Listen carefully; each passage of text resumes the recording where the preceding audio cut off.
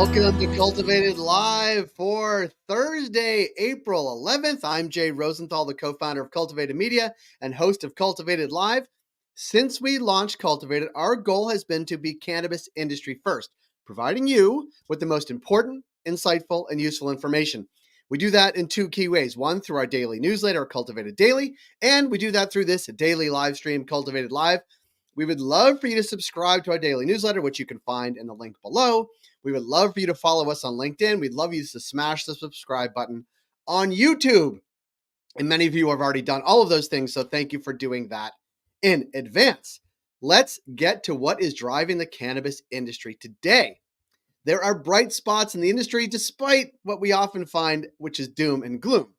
The legal cannabis industry supported over 445 full-time or full-time equivalent jobs in 2023, a 5.4% increase over the year prior, with much of that growth coming from new markets, according to cannabis recruiting firm Vangst annual jobs report produced in conjunction with Whitney Economics.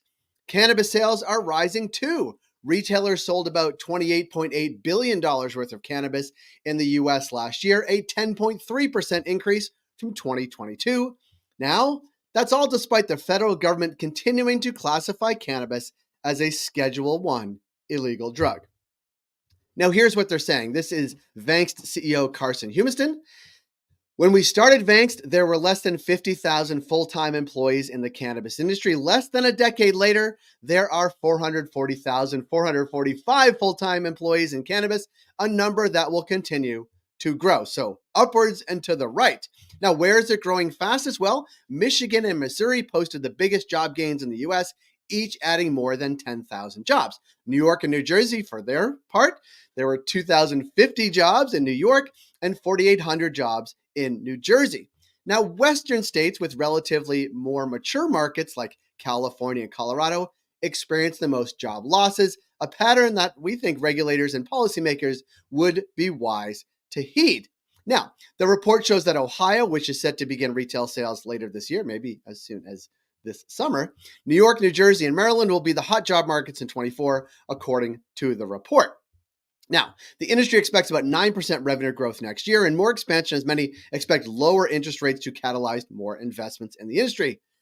But it's not all roses. Still, despite the growth expectations, 82% of cannabis companies are struggling to get paid, and more vendors are delaying invoices as a cash crunch percolates through the industry. What else is happening? Well, 79% of Americans live in a county with at least one cannabis dispensary, according to the Pew Research Center. Again, but the federal government still considers cannabis a Schedule I drug. As I mentioned earlier, cannabis sales in Ohio are set to start as early as June. Multiple outlets are reporting, thanks to an expedited dual-track plan that will allow medical cannabis dispensaries to start selling to all customers. This is from the state's Division of Cannabis Control, so we will see what happens over the next few months in Ohio. The Cannabis Banking Bill, Safer Banking Act, might get paired with a stablecoin piece of legislation, which is an odd twist. Politico has the reports. Find it on our cultivated.news, which you can find all these stories. To Pennsylvania. Pennsylvania lawmakers introduced a bill to legalize cannabis ahead of a committee hearing on cannabis reform set for today. The bill, sponsored by Representative Amen Brown, is grounded in safety and social equity, so we will see what happens in Pennsylvania.